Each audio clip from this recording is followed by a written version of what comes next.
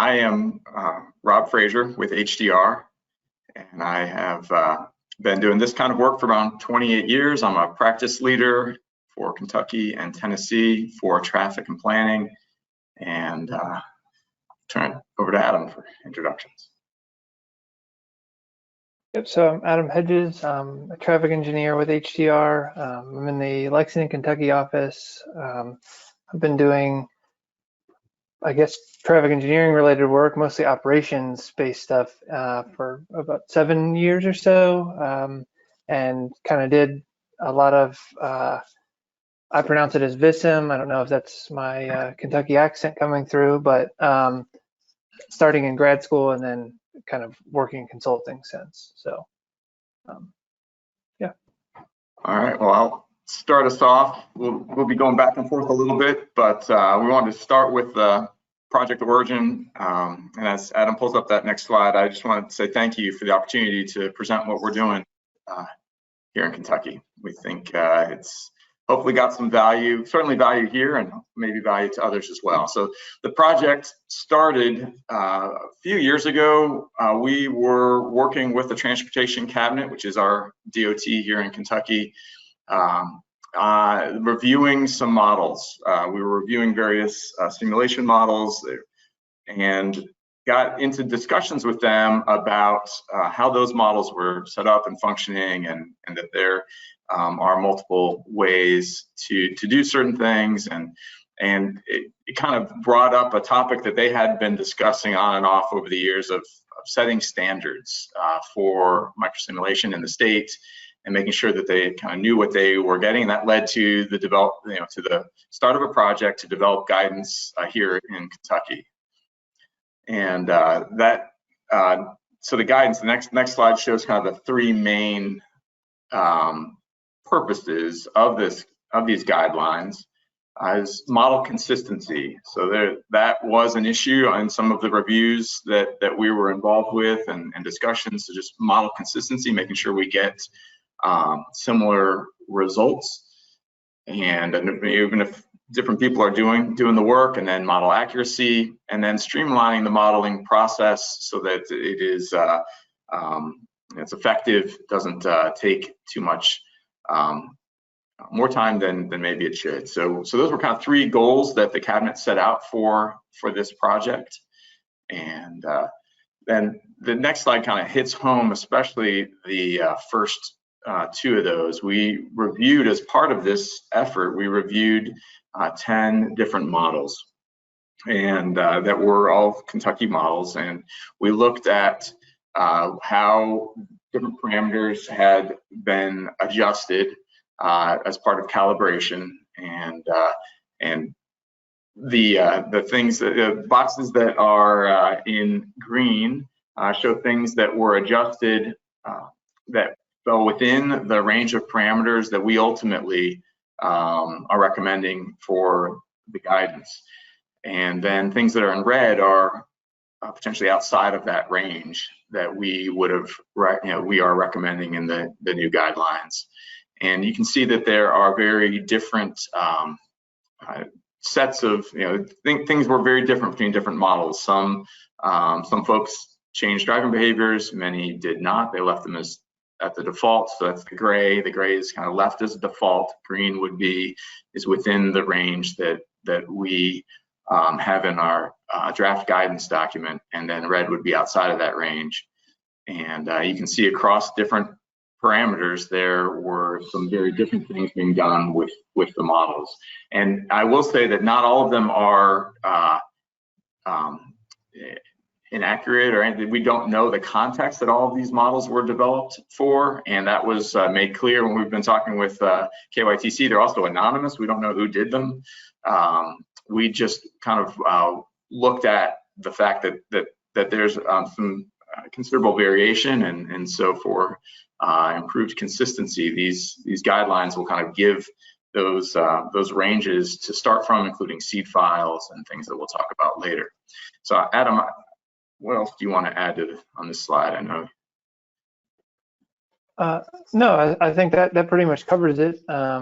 Yeah, just again, the gray is kind of left as default, and no real change from just a base VISIM model. Green is what we would kind of, it's in the realm of what we're recommending, and then red is kind of a change, but not really in the direction that we are recommending. And so you can see that maybe at the bottom there, even the vehicle routing, there's kind of point-to-point and end-to-end used, and point-to-point is not necessarily, again, always in our eyes, I guess, incorrect, but so it isn't exactly shaded red. It's kind of a orange or salmon color, but so it's a little bit of a gray area. I guess no pun intended with half the table being gray, but yeah, that was just, again, there are many different ways to do things, but just another difference in modeling kind of across the board there. It switches back and forth between them. So.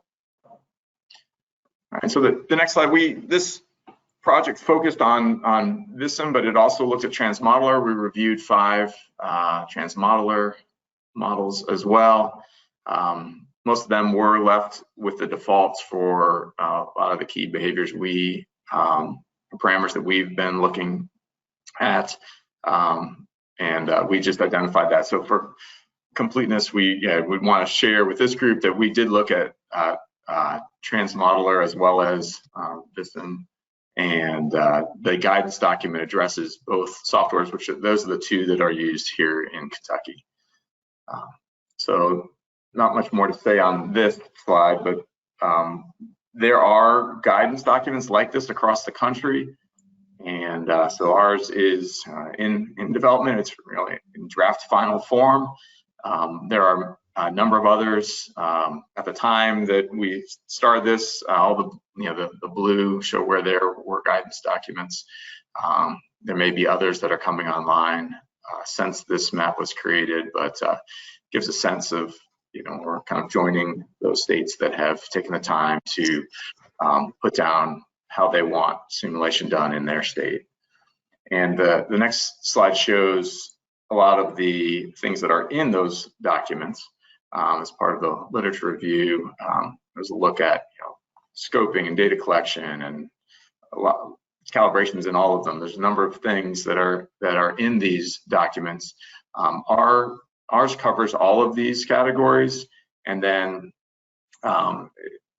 it also focuses on the parameter values. That's really where this presentation is going to go, is what are the things that we focused on for giving guidance on doing setting up models and doing calibration work. So that's kind of where much of the rest of this presentation is going to focus, but the guidance document that we are developing addresses all of these topics and provides folks that are doing simulation work in Kentucky with that information. It also helps those who are at the Transportation Cabinet who are scoping projects and deciding how to move forward with projects. So analysis tool selection, for example, is part of this this process. So with that, I'm gonna go into just kind of the project was done in 3 phases. The first phase included the literature review, looking at those guidance documents we just showed you, and developed the scoping and tool selection kind of process. And just at the bottom of that phase 1 box, you see parameter selection. That was a big part of what we did, is we determined which parameters we were going to investigate further, do some research on, and come up with ranges for. So phase 2 included a lot of the detailed work of, and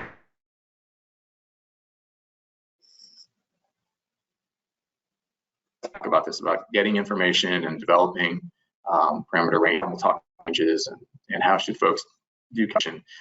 Phase 3 is where we are now, where we have done the pilot project work, kind of looking at other models, and that's what I showed you with those boxes that we were able to color code it, because we kind of looked at those at the end to see how would the parameters that we've developed potentially have affected those models.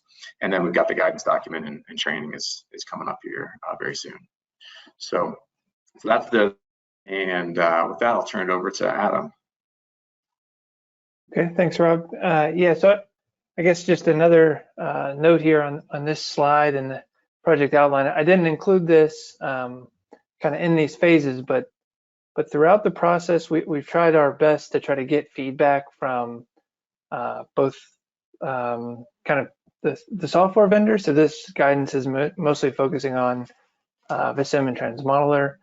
So we've had a few calls with both PTV and Caliper just to talk about what we're doing, what we're finding, and get some feedback and input about how to go about doing some things. And I'll kind of talk about that as we go. There's been a couple recommendations of how to implement certain findings. But in addition to that, we also throughout kind of in all three phases really tried to get feedback from other modelers in Kentucky, shared kind of what we're finding, what we're doing, had people try to test things. And then in the parameter selection portion, you know, right at the end of phase one and going into phase two. Phase one, HDR is working with another consulting firm to develop that first phase of the project and do a lot of that upfront work. And then, so we were talking with them about it, and then we had kind of an initial model user group meeting with a lot of the microsimulation modelers in Kentucky, where we were talking about the parameters that we were going to look at. So trying to get feedback to see if they thought, you know, hey, these are things that we're changing, these are things that we think are important, or those don't seem important, what have you. So that led us to kind of the parameter analysis portion of the project, which was really a big section, and the section that's a little bit different than what we saw in other guidance documents. So a lot of this next remainder of the presentation is going to focus on that. So kind of like I was mentioning before, we selected some parameters based on kind of three main criteria. So things that we noticed just from modeling ourselves or reviewing models or the other guidance documents, parameters that were commonly changed in models, parameters that have kind of significant impacts, and then parameters that we thought the defaults in the software might be significantly different from what Kentucky would be. So those are just kind of and/or criteria. So multiples kind of fall into multiple categories, but that was the general framework for how we selected the parameters. And there were 9 that we were really looking at, and of those 9, 6 are really kind of vehicle interaction based, so like actual driving performance and vehicle interaction in the model. So those are graphically tried to depict it on the screen here. So time headway, standstill distance, minimum headway, acceleration, deceleration, and then lane change distance.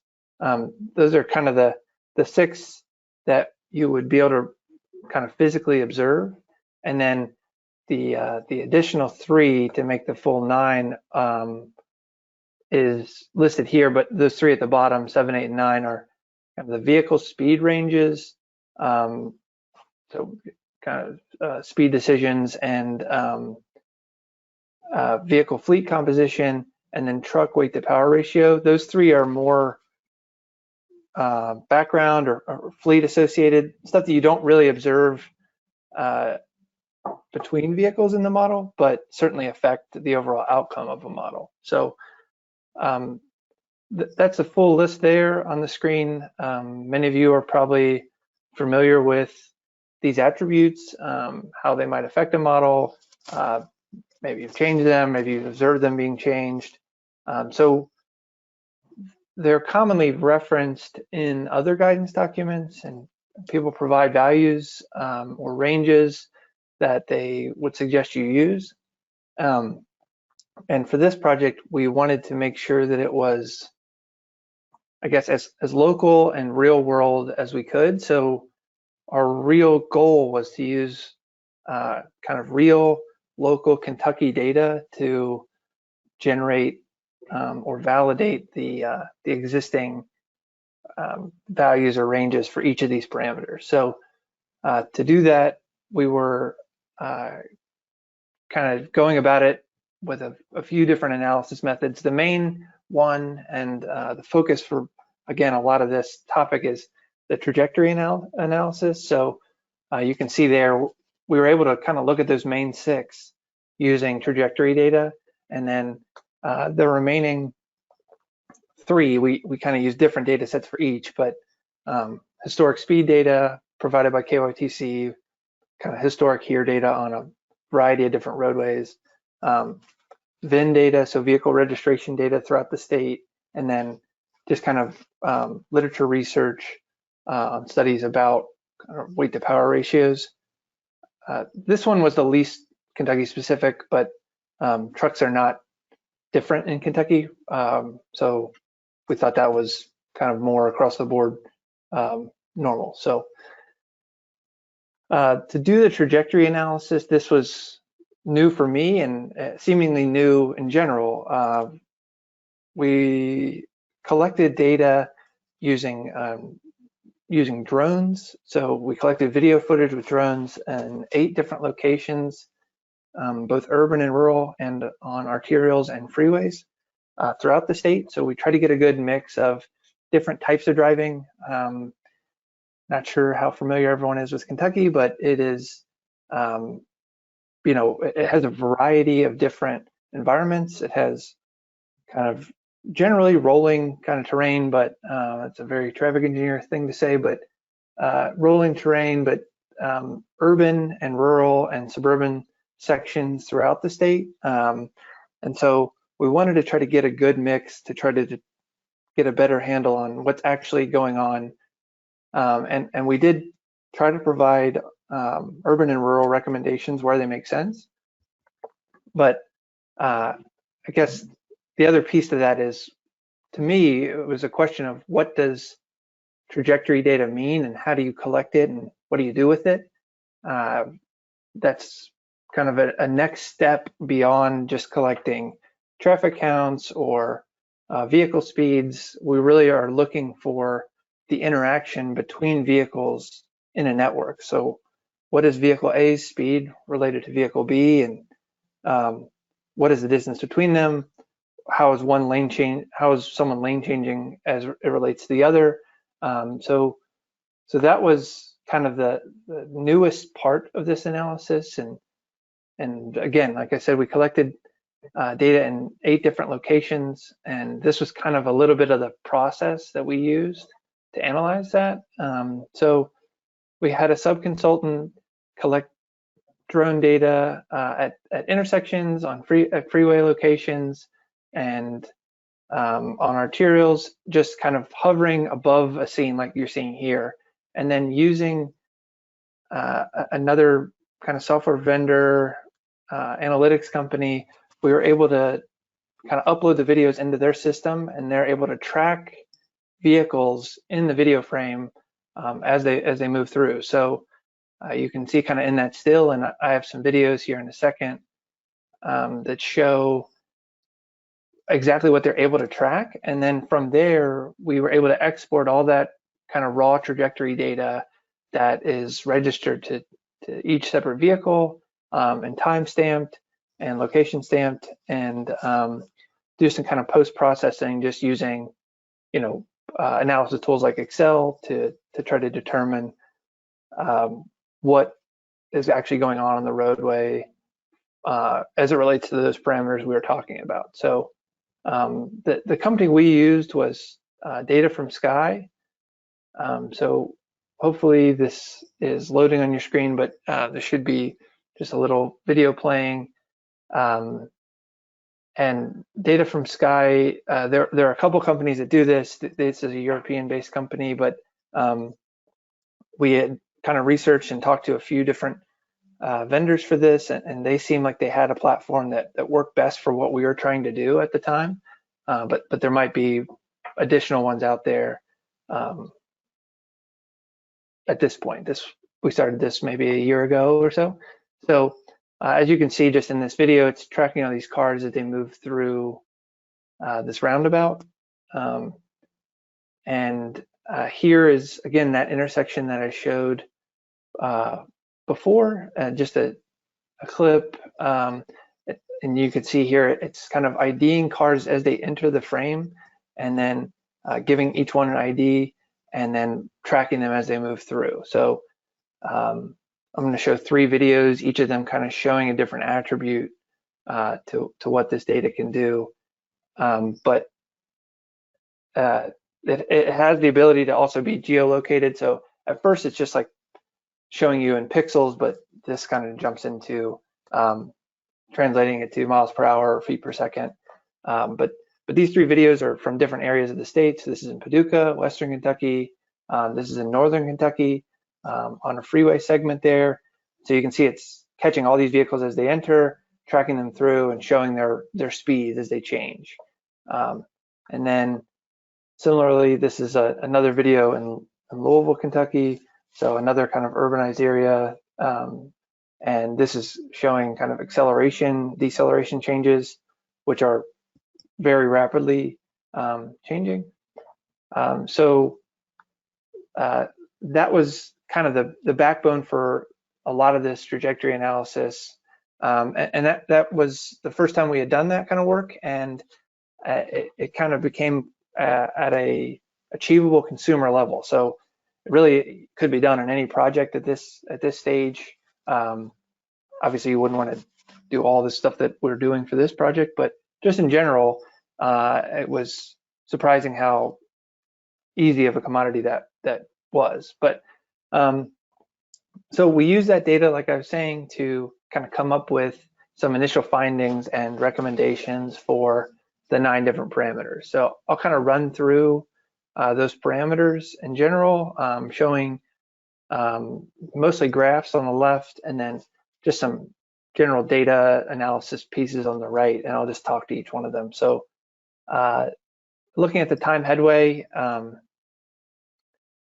guess just really quick before I go through all that, I want to mention that this was both for, like we said, VISM and TransModeler. So I'm mostly trying to focus on VISM here, but there you might see some TransModeler data on some of these tables or some of these graphs, just because that was the focus of our project, was to accommodate both softwares, to be a bit agnostic toward software selection in terms of microsimulation, and try to make them comparable. So make them both be a little apples to apples. If someone chooses VISM or someone chooses TransModeler for the same type of project, we want the results to be something that is kind of cohesive. And the other consideration was, we're getting a lot of output data, obviously. All the observed data is output, and we're trying to come up with input information for both pieces of software. So there's some consideration to that, especially on headway here. You can see this graph. The blue or teal color data bars are all of our observed headway values, and you can see they would range all the way past 3 seconds. But I kind of did a cut there, and you can see it goes all the way down to 0.1. Now, in reality, people following at 0.1 seconds or even up to 0.6 or 0.7, it's pretty tight. You're not really leaving a lot of space in between vehicles, and that's probably not something you should plan for, but it was observed in our data set. So again, we're taking into consideration what's an observation versus what's reality and what we should be programming the models to do. So so for this first kind of CC1 parameter, time headway, this is our data set based on kind of the frequency distribution and the way that it looks as it compares to the default. We were recommending this range of 0.7 to 1.6 to be used for Kentucky models. So yeah, that doesn't rule out the default range. The default is pretty representative of our data, and kind of in that middle of that range we're recommending. So we don't want to exclude that, but we wanted to provide some guidance on either tightening it up or loosening that default range. So kind of moving along, minimum headway, another just similar parameter. It has generally less of an impact from what we kind of talked to PTV about and what we observed ourselves.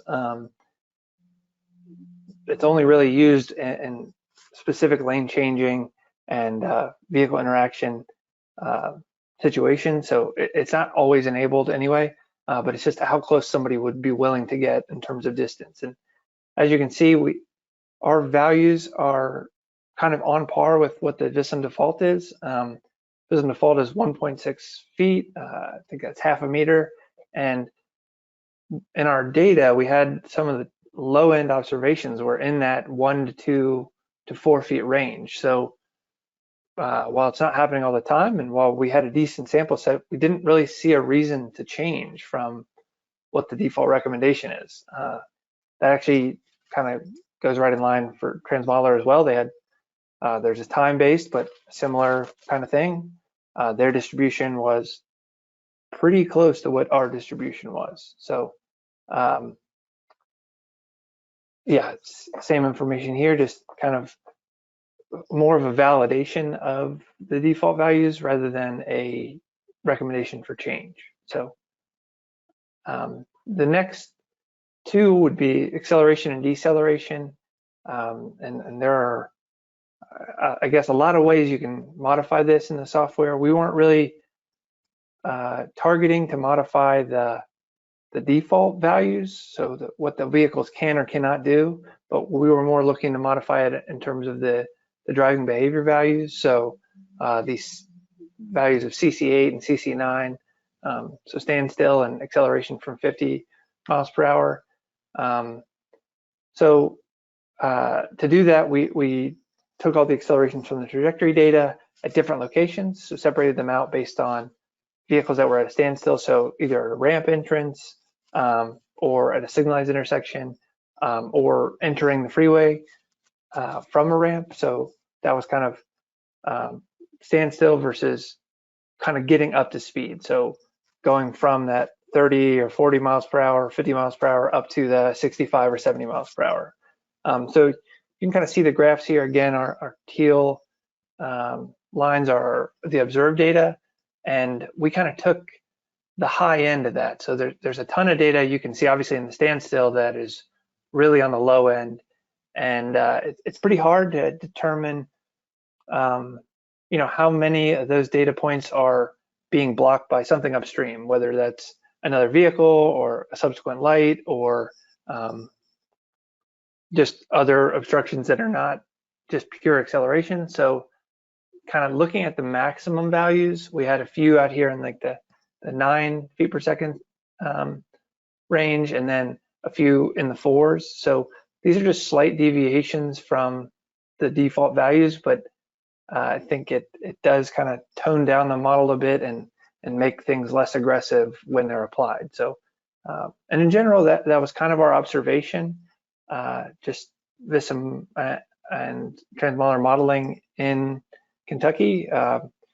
Kentucky drivers are pretty forgiving and are not overly aggressive typically. So usually we are needing to kind of hamp down models to calibrate them and make them more accurate to what's going on in kind of the real world conditions. So moving to deceleration, similar, we weren't trying to really impact what the vehicle's capable of, but more of what drivers are likely to do. So looking at kind of the lane changing behaviors and the driving behavior components. So this is just kind of two curves here. You can see that the light blue is freeway decelerations and the purple is arterial decelerations. So just graphing that on kind of a cumulative percentile basis. And then I overlaid kind of the VISM defaults over that. So if you think about it, the VISM defaults are pretty close to probably what you'd expect. So accepted deceleration, what you're likely to do is probably in that 35th to 50th percentile, which really makes sense and driving, when you're driving, you're likely to do probably 30, 1/3 or a half of the deceleration that you could do, just to kind of facilitate maneuvers. And then if you had to kind of allow somebody to get in or allow somebody to make a lane change due to whatever conditions, you're probably willing to go down a little bit further. Not really willing to slam on your brakes, let's say, but slow down to facilitate that move a bit more. So that's kind of in that 75th to 85th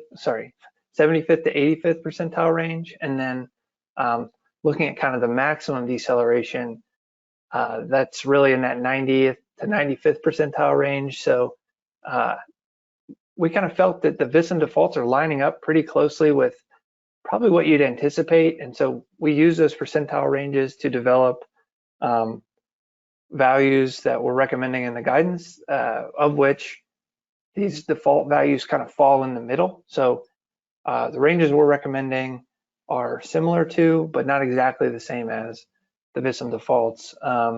And honestly, that's both to kind of help and in some ways, hopefully, control the way that models are developed so that we don't have people making large scale edits to accelerations and decelerations to facilitate weird conditions in a model that might not be noticed in kind of existing, but then extrapolated out, kind of make bigger impacts.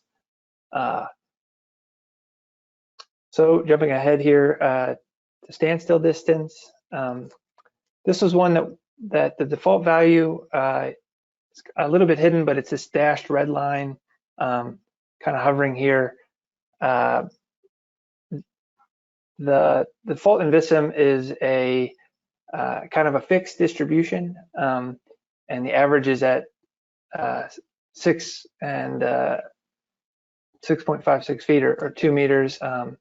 And so our data is this, again, light blue kind of jagged line with the dots. And so we wanted to widen that out or expand that distribution a bit. And so for our project, we were trying to figure out how to do that. Like I said, TransModeler is also part of the study. TransModeler, you can edit the average, you can edit the standard deviation and max and min. So it gives you more to edit. And we were looking for something similar in VISM. So brought that up with PTV and we're talking with them about it, and they presented this pretty good idea to kind of to force it in with multiple distributions. So we didn't want to make it overly complicated because people have to, we're hoping that people will do this in their models. So we decided to try to use 3 different distribution curves. So you can see them like the light green here, and apply them at different ratios to the vehicle compositions. So using, I think, versions VISM 11 and on, hopefully people are using the newest versions. You can add multiple distributions to Wiedemann 74 and then apply them at different ratios for the vehicle compositions. So doing that, we could set different averages, and ultimately we were able to get kind of this green curve. Not exactly perfect, but a pretty good representation of our collected data. And it also gives you more to manipulate. So if you think you have a corridor that people are sitting a little tighter, you could move it in or you could move it out if they're sitting further away. So it gives you more variability and a greater range. So that's really standstill distance. Lane change distance, this one was probably the most difficult to use the trajectory data for, just because you want to observe when people are changing lanes to make a turn or take an exit. But the trajectory drone data, even just based on FAA regulations and waivers that we could get, we could only fly the drone so high to also get resolution that would work.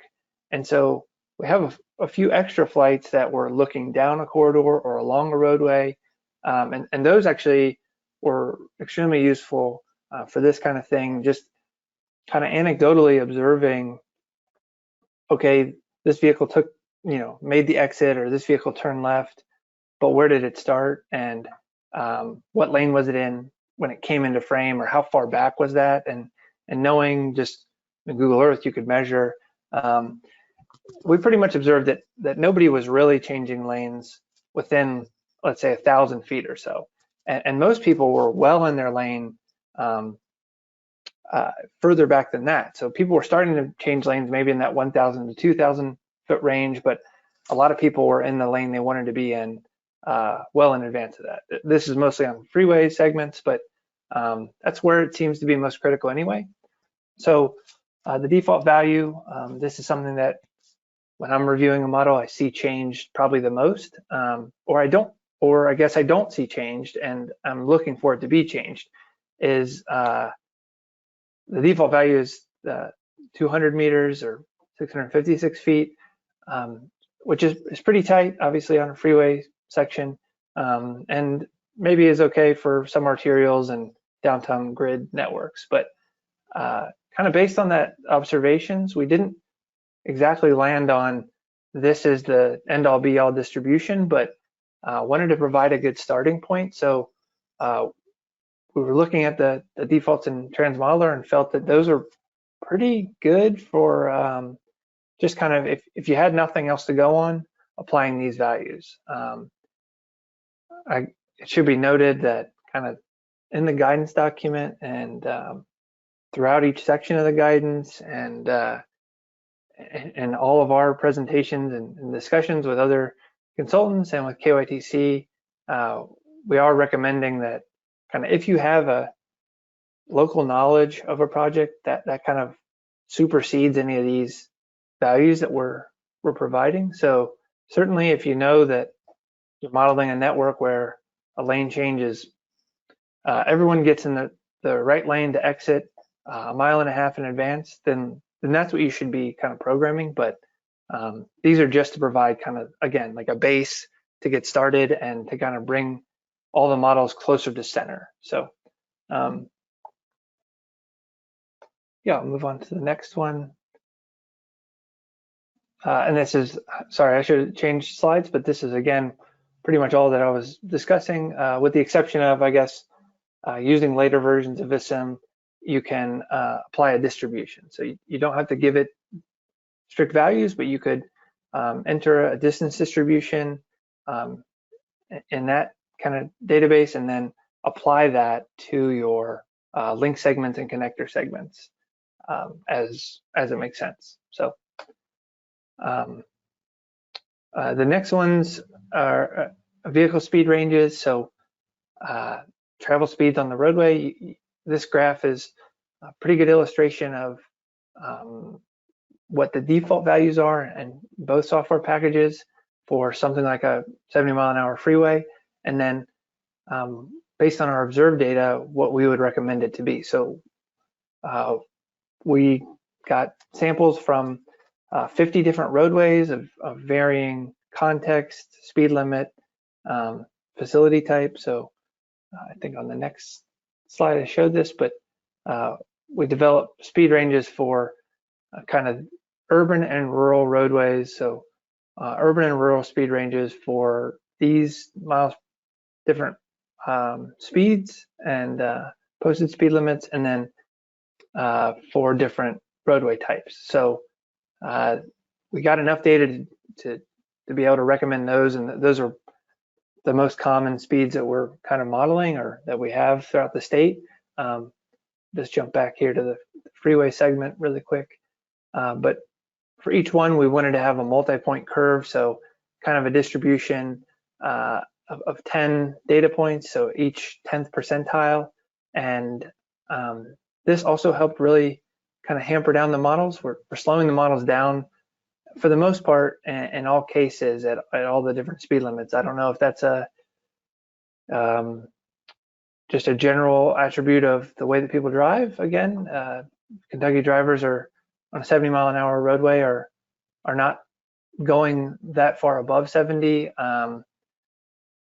or if, so it's hard to say if that's just a local observation or not, but it seems to be similar across the board. You can see on these freeway segments, we're kind of hampering it down from both VISM and TransModeler, but on these arterial segments, we're actually expanding it a bit more to provide more variety and variability in travel speeds. So instead of vehicles just trying to go between like the 44 and 48, we're actually showing vehicles that are going in the 30s up into around 60 or so.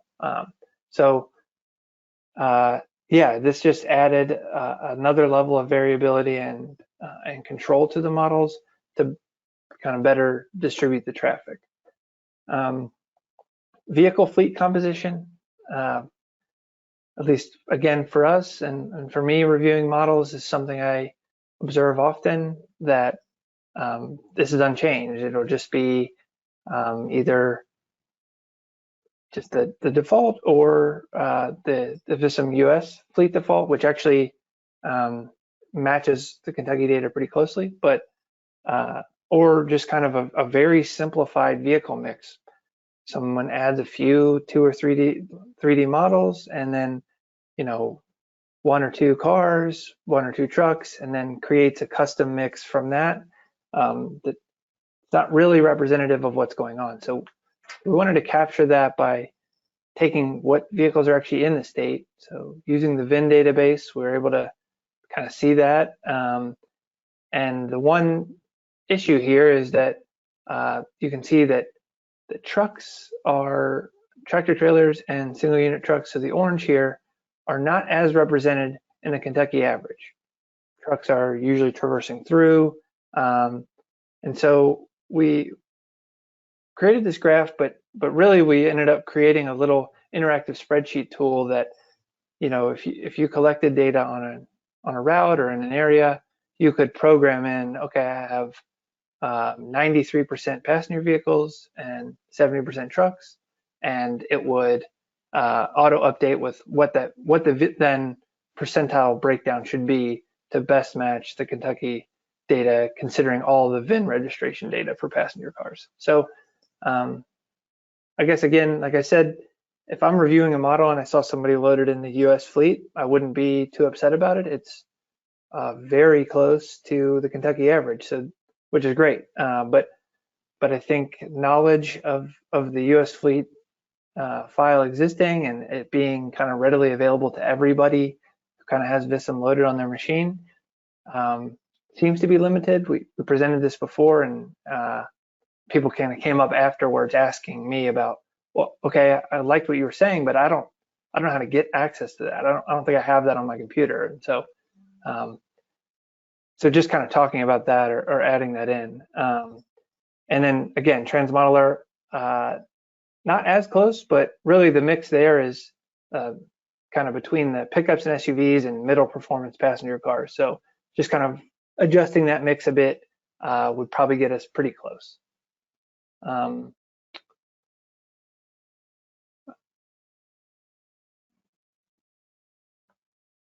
And then the last one is the truck weight to power ratio.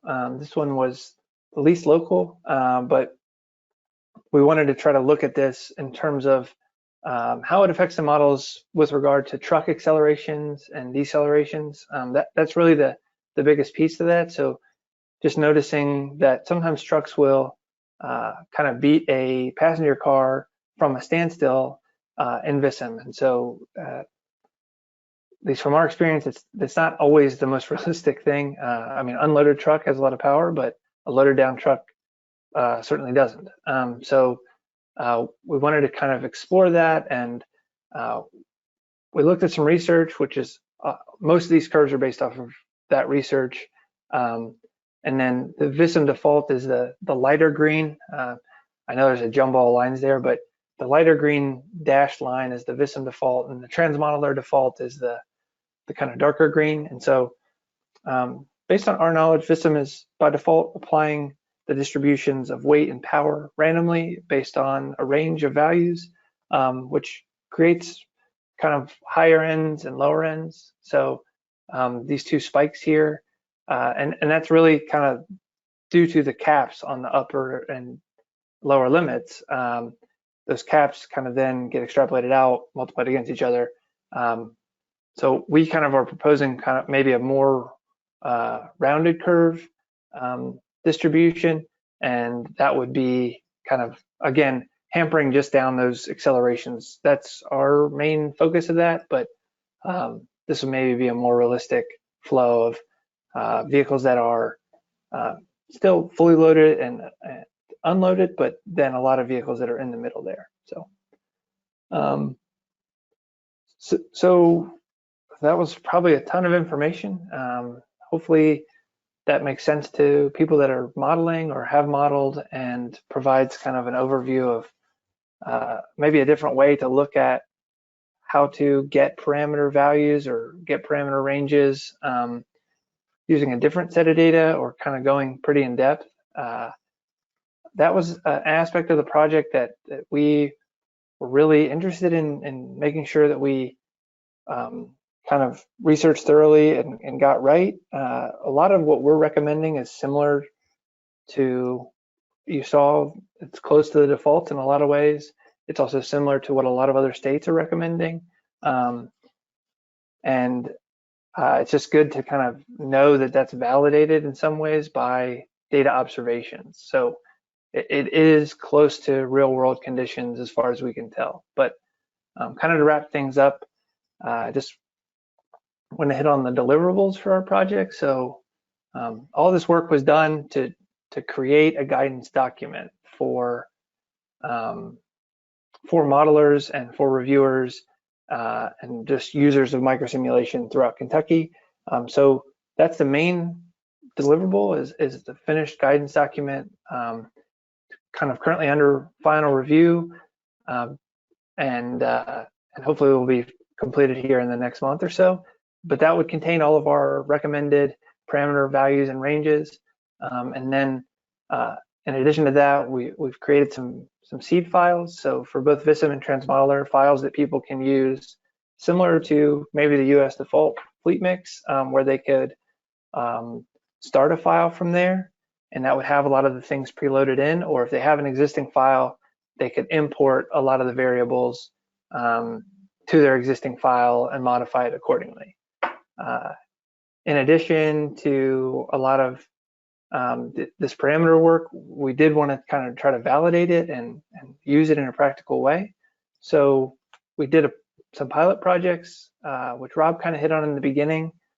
So the summary and results of that will be kind of included in the guidance document and is a separate kind of presentation. But overall, the pilot projects, we just picked a few of those microsim files that we reviewed in the beginning, and then reran them, took their results from the files that were submitted, applied the recommended values that we came up with, reran it, and then on a few of them, I also just kind of cleared out everything back to the software defaults and ran it again. And so we're trying to compare those three things, and kind of overall, the pilot kind of proved that this effort of creating parameters and values was worthwhile. It got us close. It's not a one size fits all. It didn't work in every occasion, didn't get us to a perfectly calibrated model,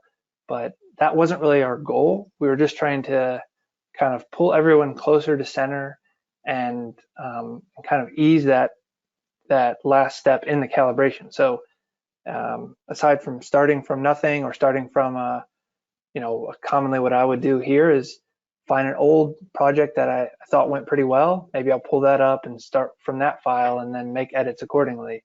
But that's a file that I made or somebody else made, and so this would be a set that everyone could use. So yeah, in some cases the recommended ranges got us a little bit closer to real world conditions than it seemed like the actual submitted files were, and in other cases it seemed like it got us close but not all the way there. So yeah, and then the last aspect, I guess, is the training that we're going to do. So for kind of people in Kentucky that are working on Kentucky projects, this will be kind of a best practices and an implementation of the parameters. So we're planning to do that training toward the end of this month, but that kind of wraps up all of the project objectives and deliverables. And so that should be completed in, hopefully September, but potentially October. And the guidance document will be rolled out for use.